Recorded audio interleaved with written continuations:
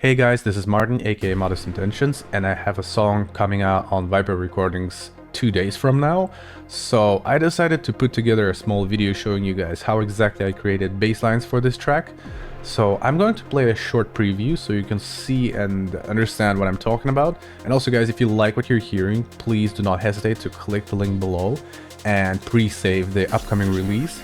That will help the Spotify algorithms and curators to kind of push this song to the listeners a bit more, at least so I heard.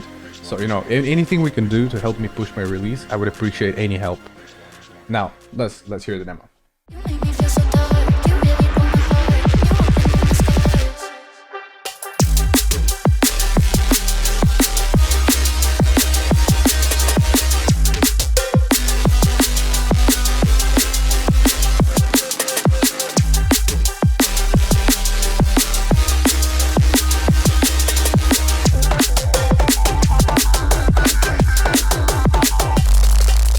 So that's the idea of the track, and I actually have the project right here, and I wanted to show you the bass lines. So let me play them separated from the context, so you can hear all the bass lines play with each other. It's just 16 bars.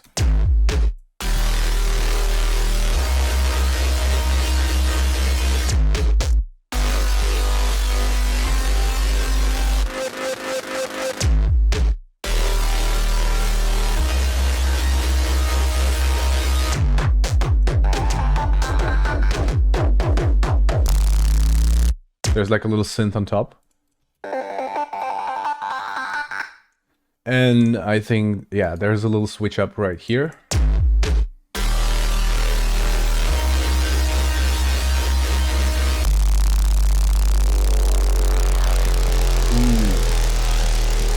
So those basses are pretty cool, right? Now, let me show you all of those basses and how I made them and just basically take you through the process. So first and foremost, I think the main idea was to have like a solid, and I wanted to make the solid sound very distorted, but distorted against it itself, not like with a sub bass. I wanted like to make a sawtooth that has two different octaves very far apart, and one of them kind of creates a small, like a low end rumble. And like, if you actually choose some weird distortion like linear fold or like diode 2 mode in Serum, then you can get different notes to create weird phase effects between each other. So that's what I was kind of going for.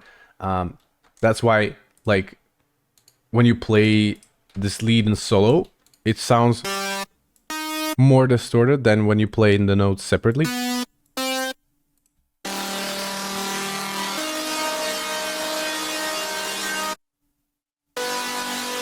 So you can hear that very clearly right here.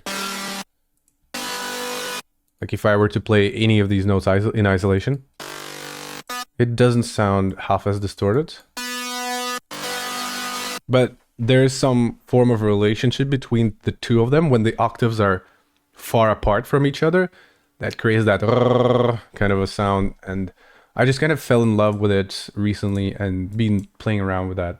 So, yeah, just a basic thing. Like if we open the synth, and I'm sorry that it's going to take a few seconds to load.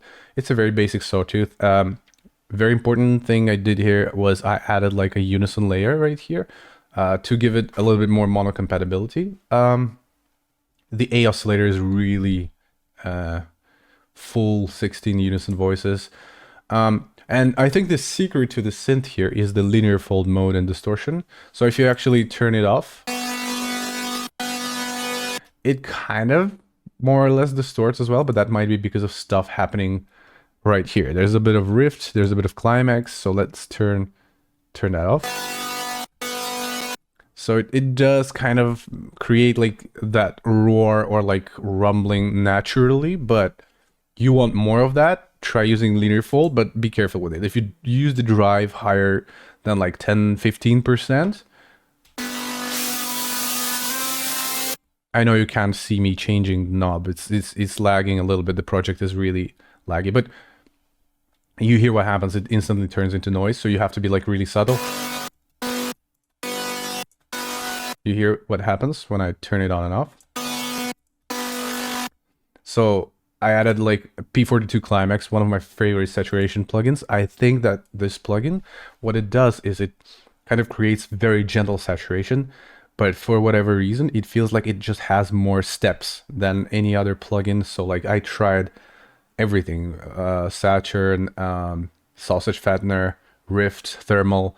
I think for whatever reason, P42, just the way that with my algorithm or with my workflow, it just seems to get that sound that I need a lot faster. So it's almost a plugin that you apply when all of your song is like missing something, you don't know what it is, like the melody's there, the mixing is there, and then you apply a little bit of P42 with a bit of saturation, and it makes just everything slightly brighter.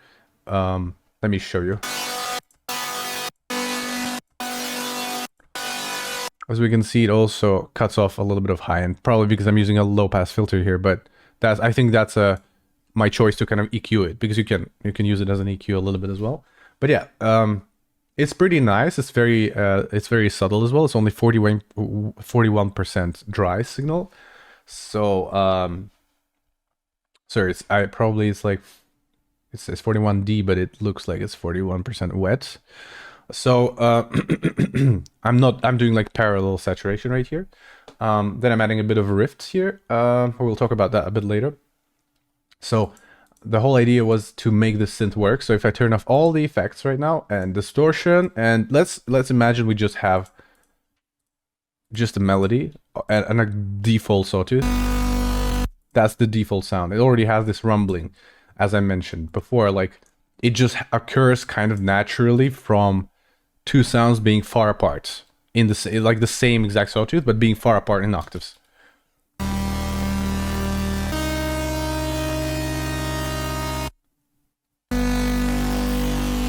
But when you start adding in those distortions, it just starts sounding so much better. Let me just turn everything off and I'll just play that one for you.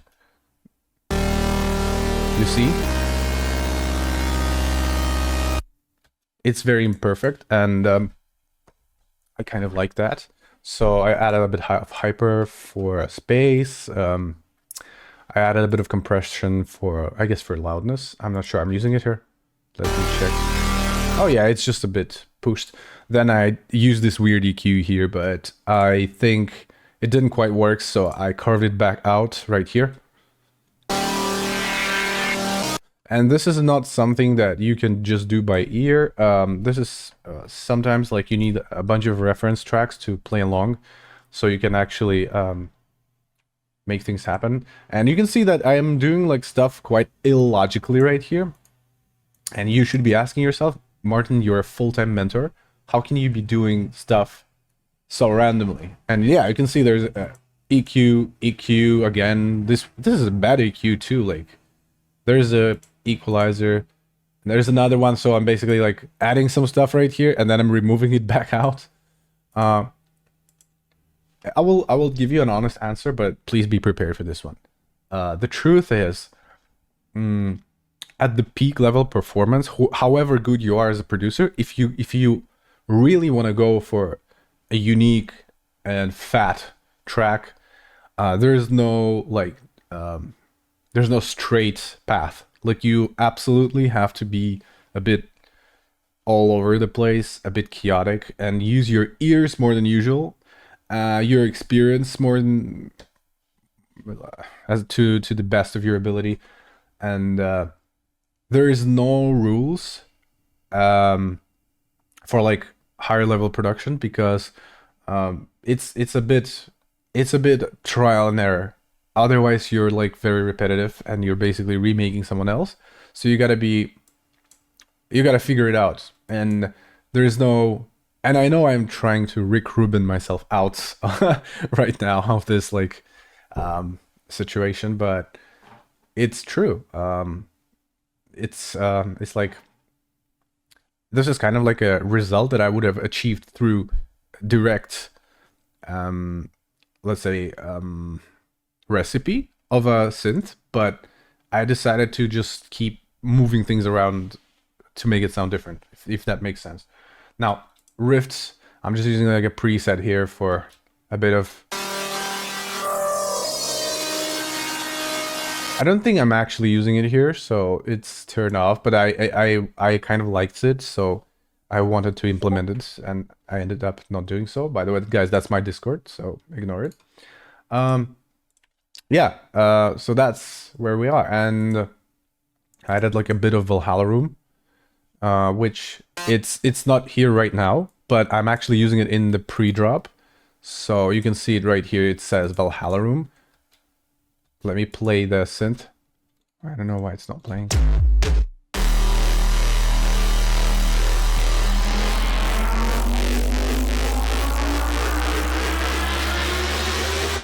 So I'm adding like a room reverb to make the synth larger before the drop. That helps to create that vacuum feeling from the drop, because the drop is going to have way less mid frequencies. So it really creates the contrast. Let me play that again.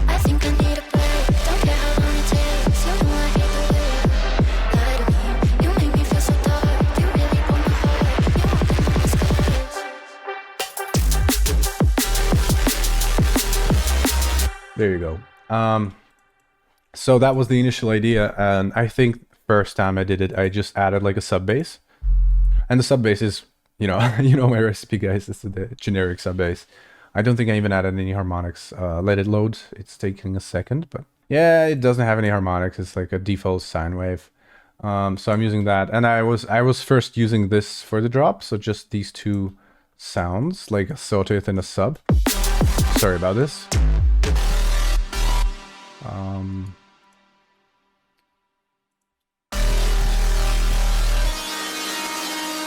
And I'm actually using two subs here because the second one is like kind of the same, but they're slightly detuned. So they're woo woo woo. It goes like a little bit like detuned. So so that they kind of have a call and response in themselves. So you can hear that every second chord I actually have like a re sub.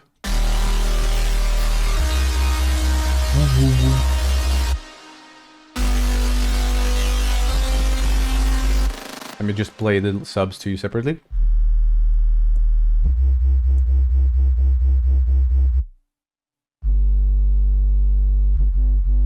They're very basic. I didn't even use clipping here, just Fruity Limiter. And yeah, that's all there is to it. I just added like a bit of P42 on all bass tracks, so all the basses are glued with that amazing P42 saturation plugin. But then yeah, I decided like, okay, there was something missing in the track, like a lot of mid-range was missing, so I used my preset packs Neurobass to help fill out the gap. And I think that was the whole bass. Like this rees right here got a mid-rangey EQ. Here's another one, kind of like dipping 4 or 5K because it's really audible there, and you just wanted this layer to kind of help fill out the gap between the sub and the saw lead bass / synth. So it's kind of like right there.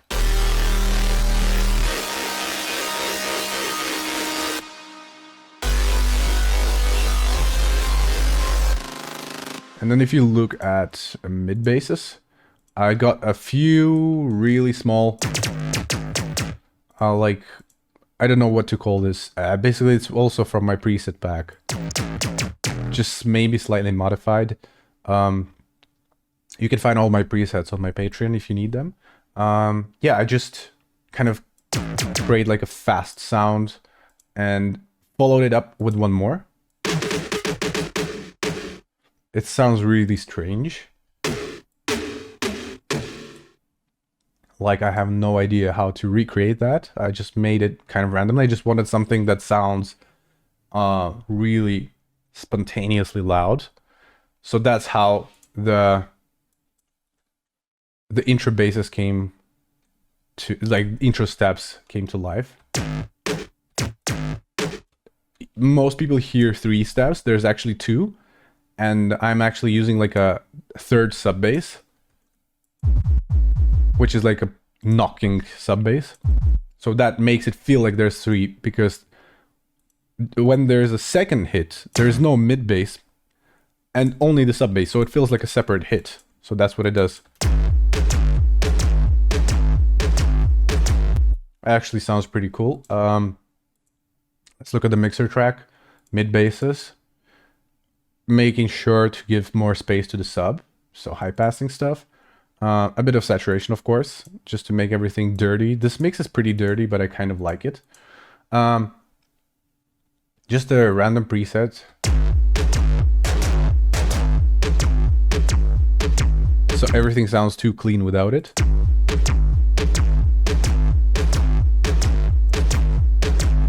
So that just creates a bit of distortion, a bit of tension. Yeah, then just another EQ just to carve out whatever riff fucked up. And that's really hard to see like instantly what you need to add or remove post distortion. So I kind of used reference and my ears to be like, okay, I guess other industry tracks are a little bit more tame on their stabs, and I guess I overdid it a bit. Then there's a sidechain right here, and that's pretty much it. By the way, it's a band sidechain because stabs need to always be present, so I'm sidechaining below 3.5 kilohertz. And that's kind of the main bass idea. So that's what we got currently. And here, let me play that through one more time.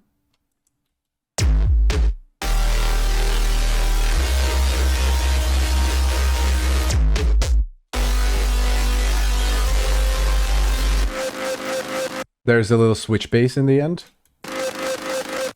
There it is. Give it a second to load up. Actually, right here it says init, so it's not saved, but I actually saved it. It's also in Arc Samples Neurofunk presets. Maybe that, or maybe it's one of my other sample packs / preset packs. Anyways, guys, if you decide to subscribe to my Patreon, you got all of that stuff. You're covered for life. There's I release sample packs and preset packs every month. So you can see I've had Patreon for, this is 4th month right now. So this is my May samples, June, July, and August I'm already collecting. So it's going to be more. And of course, there's a bunch of presets as well. So there's 20, 30, 40 presets every month. I'm just dropping like that. So by the time you join, there might be a big collection. And usually the way that I save my presets is I use them in some demos and actual tracks. So it's not like samples that don't work. They actually work. Some of them are from the songs I released with Liquicity and shit. So yeah. Band pass filtering is really good. So I use that. And yeah, just a bit of low pass, a bit of tube. And created as it feels like a reverse bass almost. I really liked that. And I made sure that it actually doesn't have subs underneath, so that track feels like it's breathing in, and when the loop restarts, it starts screaming back at you. So it's like a tension creation. Let me show you guys. Like right here.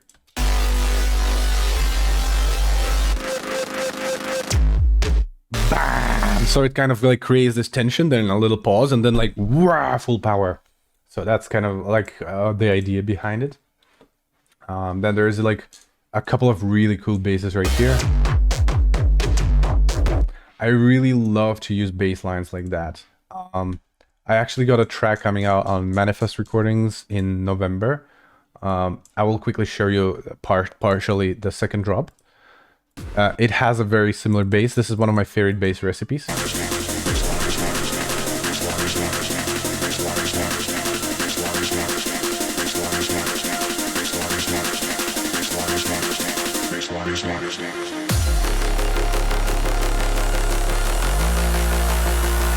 Switch.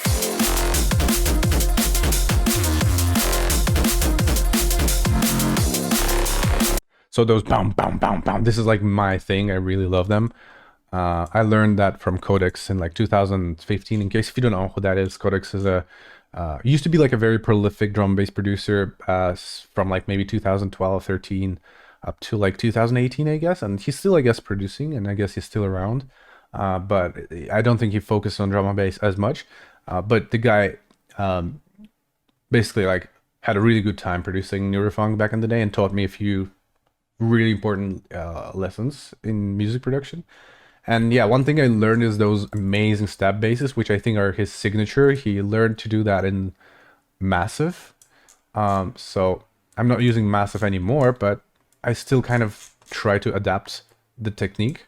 That's like a little stab.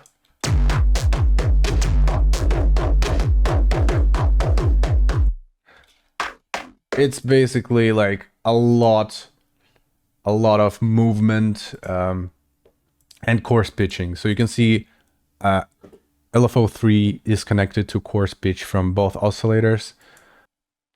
So this tube distortion, I don't think it does anything because mix is turned on, but the drive is turned off. That's pretty interesting. But yeah, otherwise, like, let me remove all the effects. That's how the sound is. It's very basic. It's all about learning how to create the coarse pitch. So it's very, very simple, and actually using pretty much random wavetables right here. It's very simple, and once again, and yeah, I'm just applying this on the mid bass group. And I got a bunch of sub basses that have like a punch underneath them. So that is a sub number 4. So you can see this track has 4 different sub basses. And this is how the 4th sub bass sounds, guys. So you see the stab comes alive because I have coarse pitch on an LFO1 with a very specific speed. I kind of timed it, so it goes like woo woo woo woo woo. It feels like it's really like knocking hard, and together with this like little stab,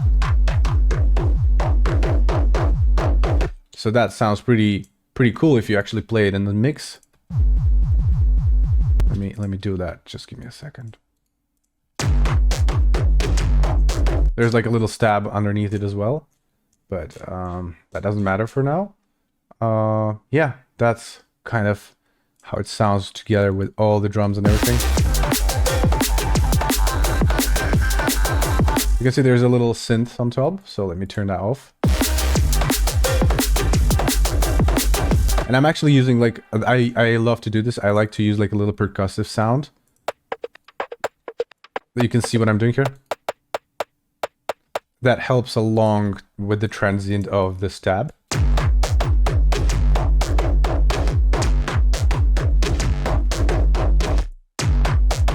It's not very big, but you know, anywhere you can extract extra 2-3% in your track, just do it. And then it felt a bit empty over there, so I decided to create like a little pretty cool sound right here. It's a 303 saw. Yeah, I'm sorry once again about the lags. I think when Streamlabs OBS and FL Studio are open at the same time, it's just a little too hard on my processor. But yeah, the wavetable will load. I think it's like, I'm really interested to see, like, I don't remember which specific wavetable I was using here. Oh, is it a default sawtooth? Yeah, it actually is. With a stomp box. All right, that's pretty cool. And I'm just using some filter. That's very basic, actually. Yeah, that's pretty interesting. So the filter does the whole job. Yeah, it doesn't load up visually, but it's a nightmare, this project. But you can load it up. That's it, and that's kind of the main basis. And then my favorite bass of this track is this one, so I'll play this one.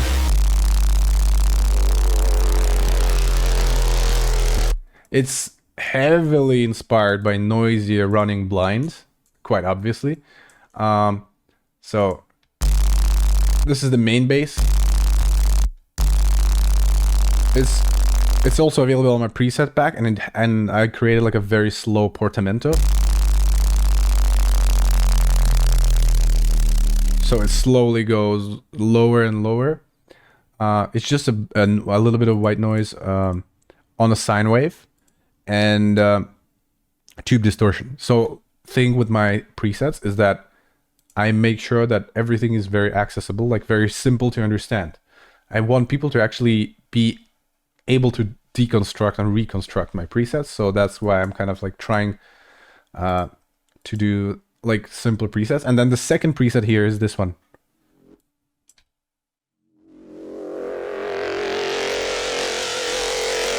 I think that's a really amazing one, and it's a little bit more complicated, but I was going for like an ear candy, I guess.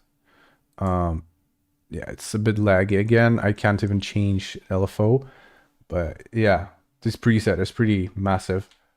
I kind of like how it sounds.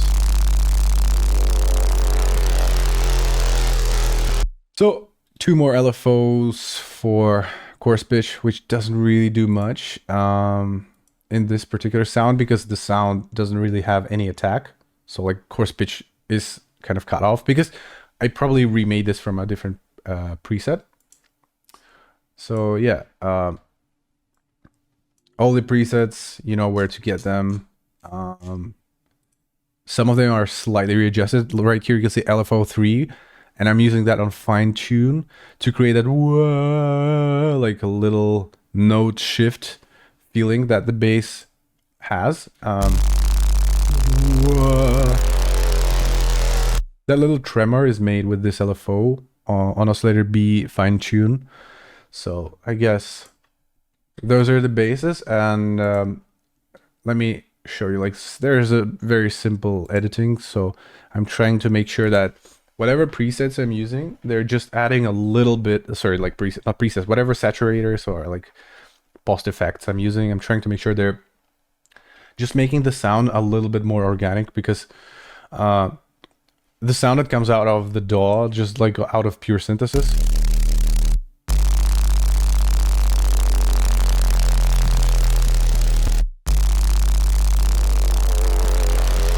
see there's like a lot of difference, but also like I just like some weird noises in my mix, so that's what I kind of did here for the switch bass. Now on the all bass group, I have Pro Q that's basically cutting off everything below 138 hertz on the sides, so just one fully mono sub. Extra saturation, I know I'm crazy, but yeah, just a little bit of rift. It creates that deep notch filtery feeling, which I really like, so I kind of used a little bit of that. And yeah, this is like me just basically checking the references and dipping the sound where it was too big. That's kind of important. If you actually play the basses, you will see how much difference that makes. So let me see. Let me turn this off.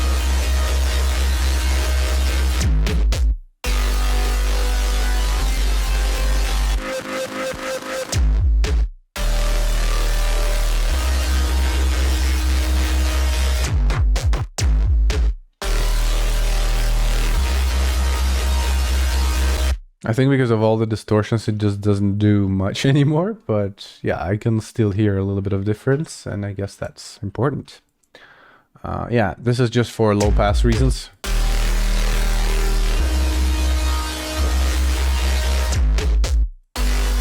All right, I started to understand why I'm not seeing the difference, because main saw lead is actually a lead, it's not a bass. So I'm using it in yeah, this is in a different group. So if you look at all bass, okay, let's play all the basses. Let's play. Then it becomes more obvious what this EQ is doing.